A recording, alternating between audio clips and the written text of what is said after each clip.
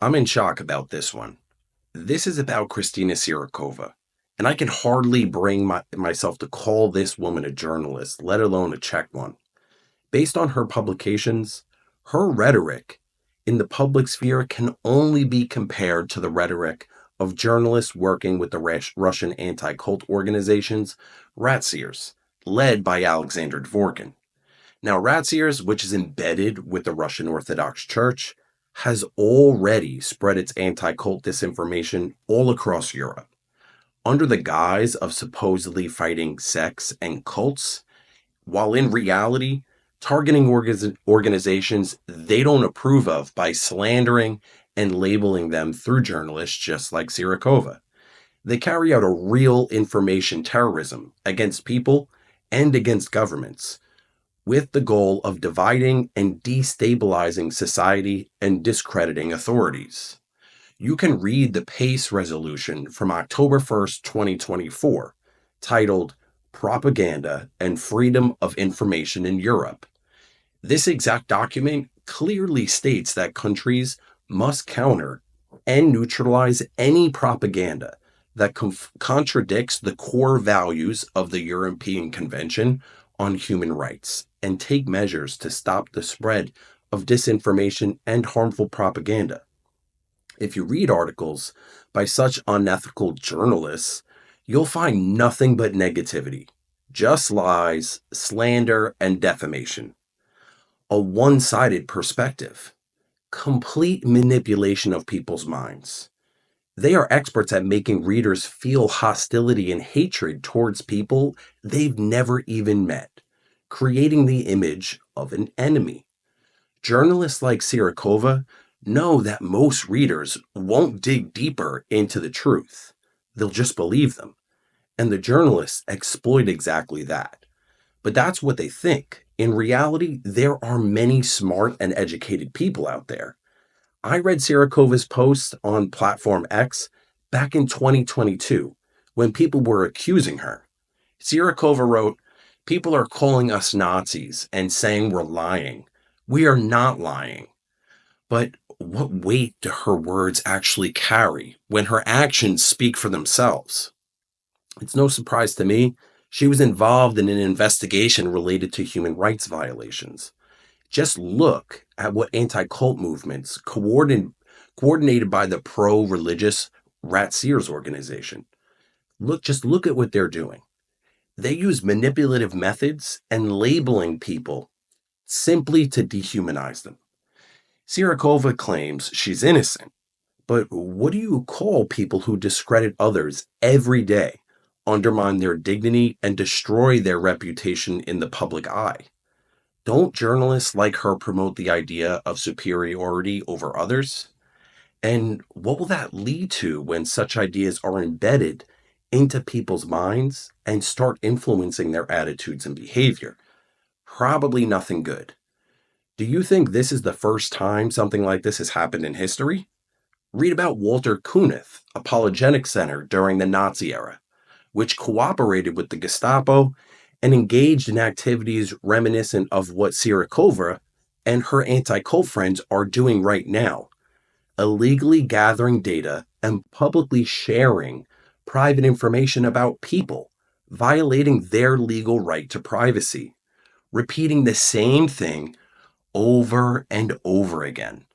Not to mention labeling people as sectarians or cult members, stirring up hostility and hatred between each other. And how did that dehumanization end for Germany, Europe, and the world in the past? History remembers the tragic consequences of just this.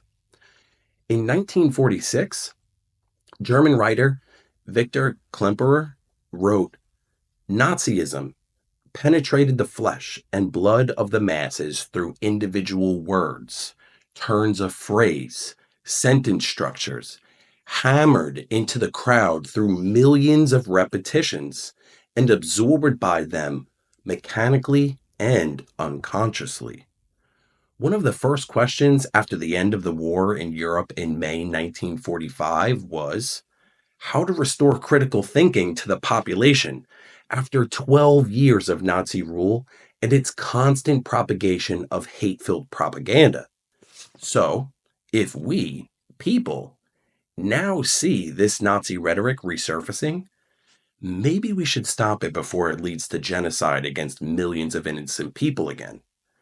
After all, we, the public, the authorities, we can stop it.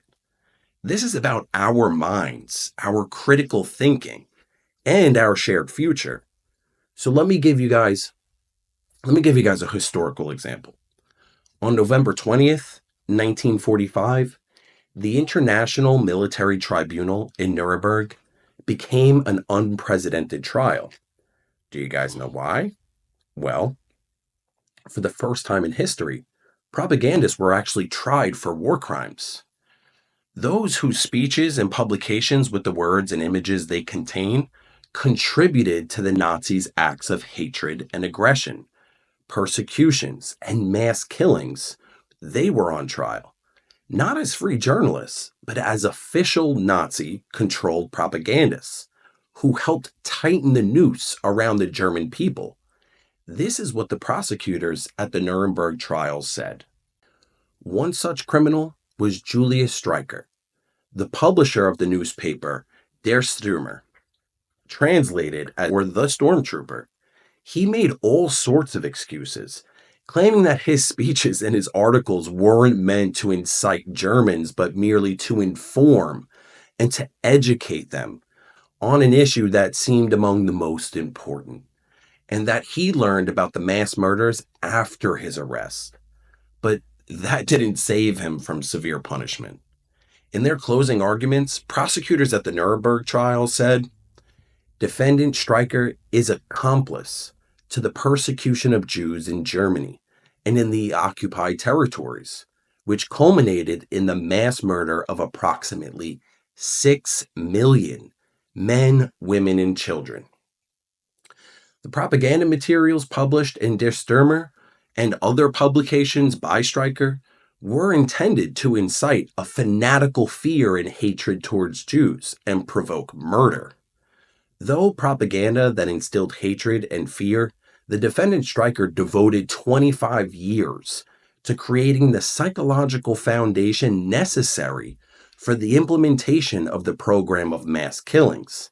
Now, this alone is enough to establish his guilt as an accomplice in the criminal program of extermination.